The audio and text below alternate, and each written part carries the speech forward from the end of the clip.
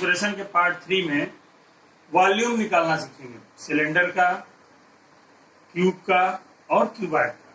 तो इसके लिए हमने एक्सरसाइज 11.4 ली है सीबीएसई की, जिसका कि फर्स्ट क्वेश्चन आपके सामने ये है। पहला प्रश्न ये बता रहा है कि given A cylindrical tank in which situation will you find surface area and in which situation volume.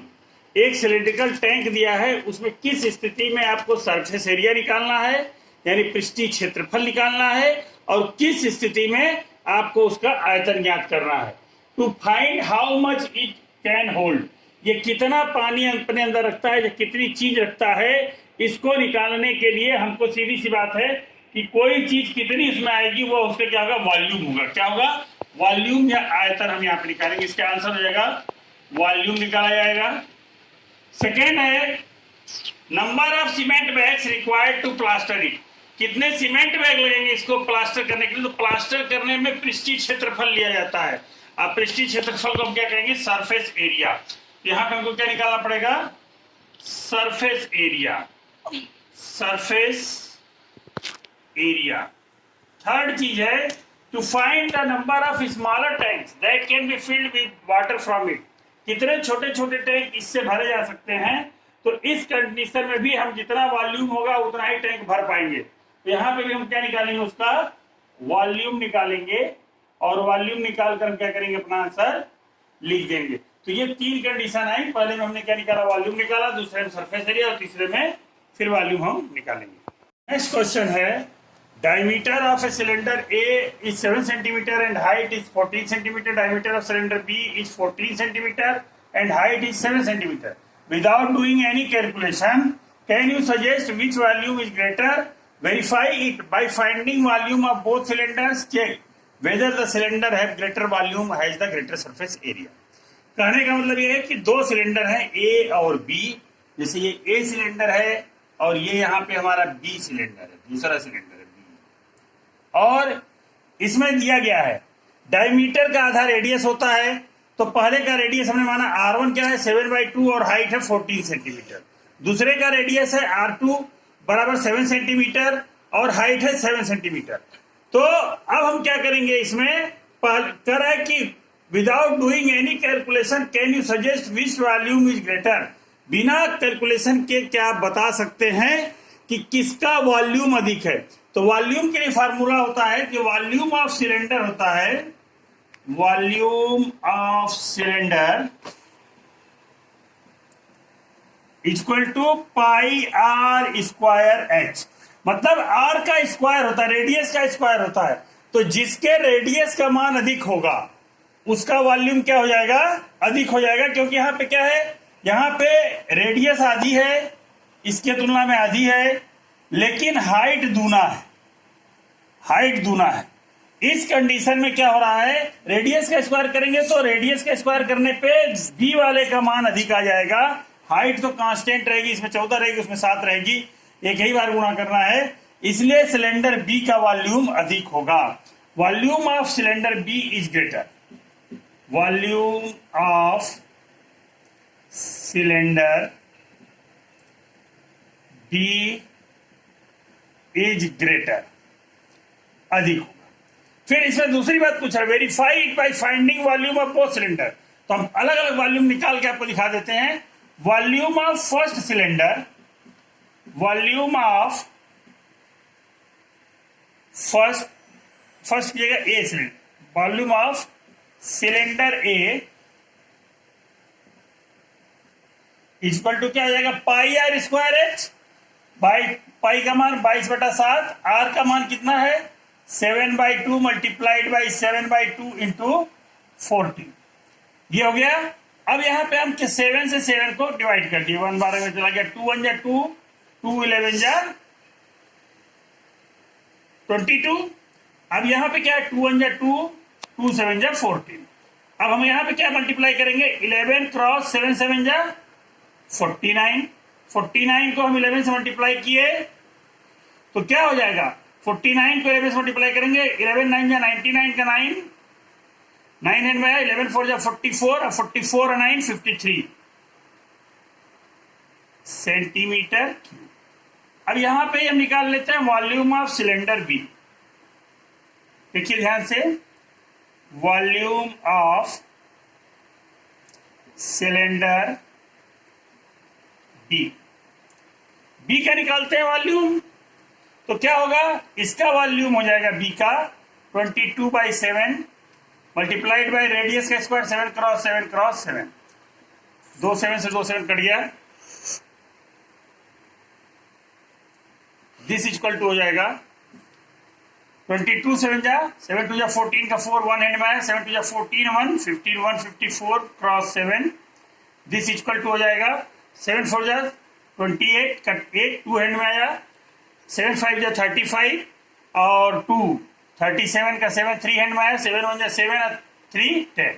तो यहाँ पे हमने देखा इसका वॉल्यूम आ गया इतना सेंटीमीटर क्यूब, यानी कि इसकी तुलना में बी का वॉल्यूम क्या है, ग्रेटर हो गया। ये बात क्लियर हो गई सबको। दूसरी बात आती है इसमें, check whether the cylinder have greater volume has greater surface area. तो हम surface of area of cylinder A निकाल लेंगे। पहले निकालेंगे surface area of cylinder A की सरफेस एरिया निकाल रहे हैं।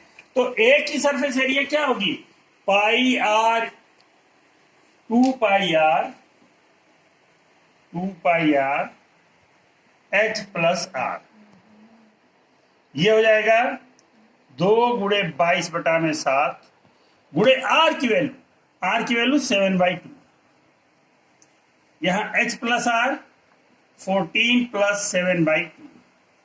ये 7 से 7 कट गया, 2 से 2 कट गया, 22 मल्टीप्लाइड 14 2 जा 28 और 7 35 35/2 2 1 जा 2 2 11 जा, और ये हो जाएगा 11 5 जा 55 का 5 3 हैंड में आया, 11 3 जा 33 और 3 36 सेंटीमीटर स्क्वायर। अब इसी तरह सरफेस एरिया हम सिलेंडर बी निकालते हैं।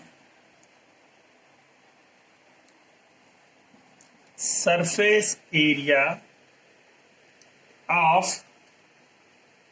सिलेंडर बी, ये बराबर हो जाएगा 2 गुणे 22/7, रेडियस 7 है, और ये हो जाएगा 7 धन 7, होगा कि नहीं, 7 प्लस 7 रेडियस, और h का मान हमने लिख दिया।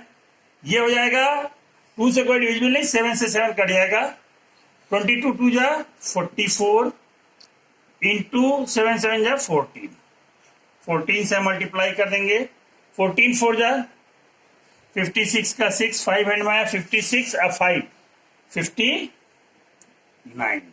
तो इतना सेंटीमीटर स्क्वायर। कौन ग्रेटर है, बी का सरफेस एरिया ए से, ये 365 है 596 है। So surface area of cylinder B is also greater.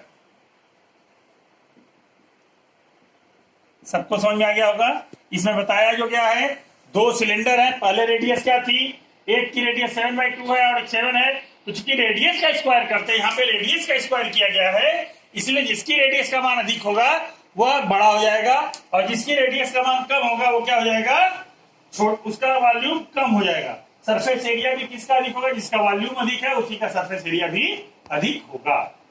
3 है, find the height of cuboid whose base area is 180 centimetre square and volume is 900 centimetre cube. Base area दे रखा है 180 centimetre square और volume उसका दिया है 900 सेंटीमीटर क्यूब।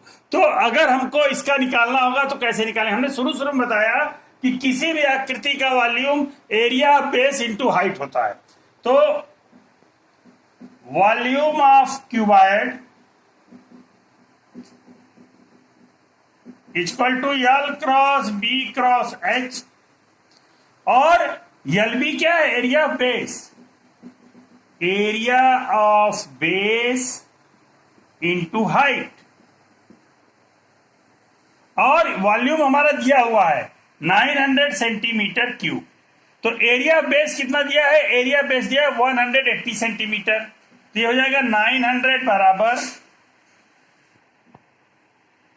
180 क्रॉस एच, इसलिए H बराबर हो जाएगा 900 अपॉन 180, 0 से 0, 18 5 जा 90 equal to 5 centimetre. So height of cuboid is 5 centimetre. यही हमारा आंसर हो जाएगा। नेक्स्ट क्वेश्चन है, एक cuboid is of a dimension 60 centimetre, 54 centimetre, 30 centimetre. एक क्यूबाइड की भुजाएं दी गई है 60 सेंटीमीटर, 54 सेंटीमीटर, 30 सेंटीमीटर, और इसमें एक दिया गया है क्यूब, यानी कि घन दिया गया है। ये घनाभ है, ये घन है। तो इसमें क्या है? ये क्यूब है, दिस इज ए क्यूब, और ये क्यूबाइड। तो ये घनाभ इसको हिंदी में कहते हैं, और ये हो गया घन। तो इसकी भुजाएं दी गई हैं और कह रहा है कि ऐसे कितने क्यूब इस क्यूबाइड में आ सकते हैं, यानी कि वॉल्यूम निकालना पड़ेगा। अगर बड़े वाले क्यूबाइड का वॉल्यूम निकाल के छोटे वाले क्यूबाइड के वॉल्यूम से भाग दे दे तो नंबर ऑफ क्यूब्स की संख्या हमको पता चल जाएगी। तो हमको निकालना है number of cubes placed in the given cuboid, number of cubes placed in the given cuboid equal to क्या? Volume of cuboid upon volume of cube. घनाभ का आयतन बटा में घन का आयतन कर देंगे तो हमारा सवाल हल हो जाएगा। ये हो जाएगा 60 cross 54 multiplied by 30 upon cube का होगा 6 क्रॉस 6 क्रॉस 6, 6 1 जा 6, 6 10 जा 30, 6 1 जा 6, 6 5 जा 30, 6 1 जा 6, 6 9 जा 54। तो ये हो जाएगा इक्वल टू 90 क्रॉस 5, 9 10 जा 90 प्लस गुणे 5, 4500 cubes can be placed.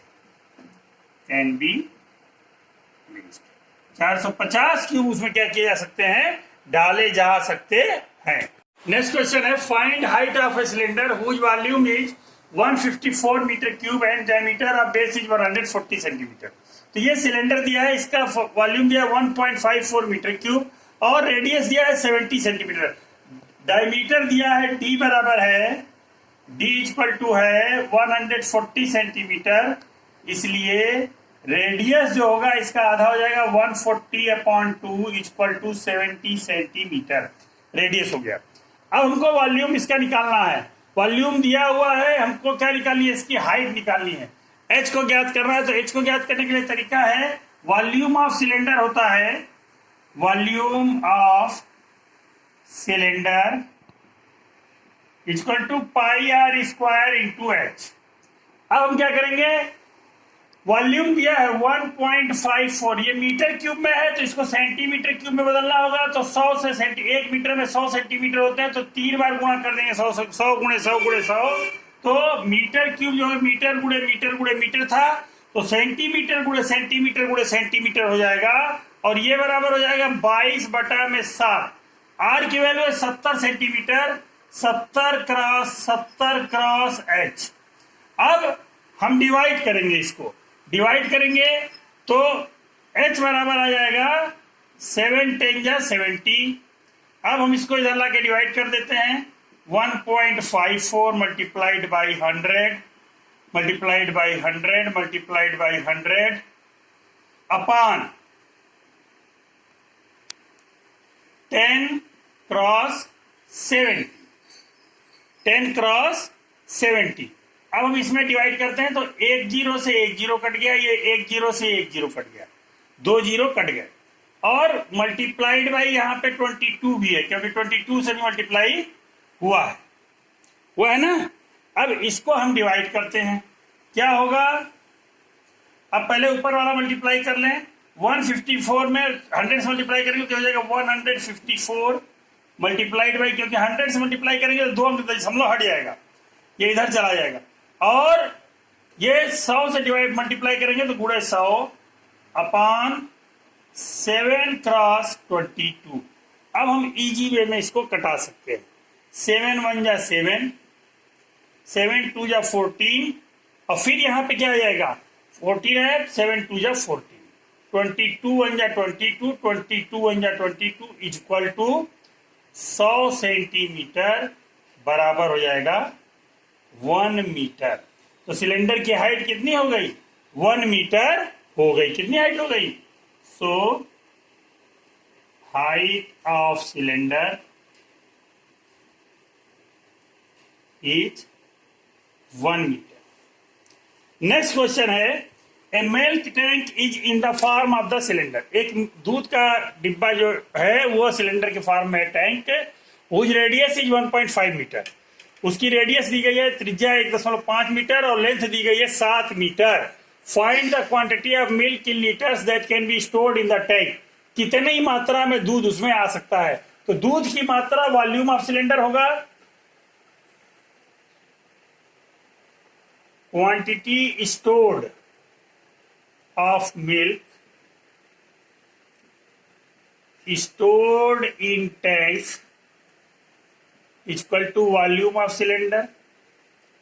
Volume of cylinder, volume क्या होगा pi r square into h, 22/7। R की वैल्यू 1.5 क्रॉस 1.5 इंटू एच, 7 से 7 कट जाएगा और यहां पे हो जाएगा 22 मल्टीप्लाइड बाई 15, 15 या 225 और 225 में 2.25 और इसको मल्टीप्लाई कर देते हैं 22 पंजे 100, 110, 110 का 0, 11 एंड में आया, 22 दूनी 44, 11 55 का 5, हाथ में लगा 5 और 22 दूनी 44 अब 5